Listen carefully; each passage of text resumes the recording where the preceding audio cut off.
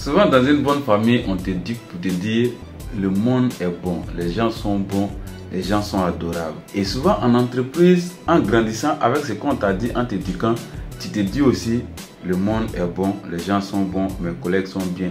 Jusqu'à ce qu'un jour, un collègue te lime pour avoir ta place. Et c'est encore plus violent lorsque tu viens en business où là où tu ne penses pas que tu peux te faire limer, c'est là où on te lime. C'est là que tu comprends que en réalité, la perception que les gens ont peut leur pousser à te créer des problèmes, toi-même qui ne penses pas même qu'eux pourraient te faire une chose. Je vous prends un exemple. Une personne vient te voir, il pleure même à gouttes de larmes que non, je ne sais pas ce qu'il a fait comme job. Si tu pourrais me trouver quelque chose à faire et je vais me débrouiller pour pouvoir faire. Tu lui dis, ok, moi mon business c'est le business en ligne et la livraison, on a toujours besoin de quelqu'un pour livrer. Tu le prends en tant que livreur et comme il n'a pas moto, il dit qu'il va livrer à pied. Le gars commence à livrer à pied, il te fait 6 mois, tu commences à avoir la confiance. Après les 6 mois, tu l'intègres dans tes stratégies pour pouvoir développer ton business.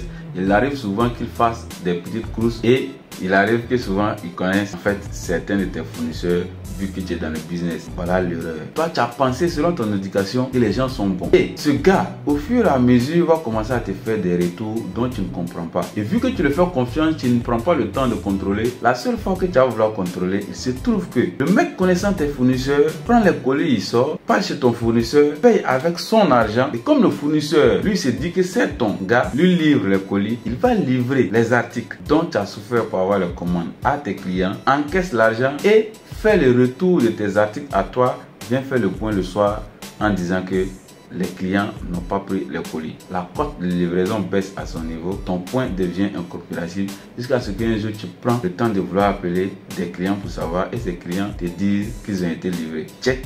Tu l'arrêtes et tu veux lui parler, il ne peut pas te répondre. Là, tu comprends que business, c'est vraiment la guerre. Et là-bas, il n'y a aucune tolérance zéro. Soit vous deux vous mourrez. Donc, c'est vrai que il faut bien éduquer nos enfants en leur faisant croire que le monde est bien, les gens sont bons, mais il faudra accepter de les coacher, de pouvoir commencer à les envoyer dans vos business pour qu'ils connaissent en réalité le monde réel du business, pour comprendre que l'homme a deux facettes, le yin et le yang, le mauvais et le bon. Et il peut activer chacune des facettes quand il veut, où il veut et comment il le veut. J'espère que vous avez compris. À bientôt pour d'autres vidéos.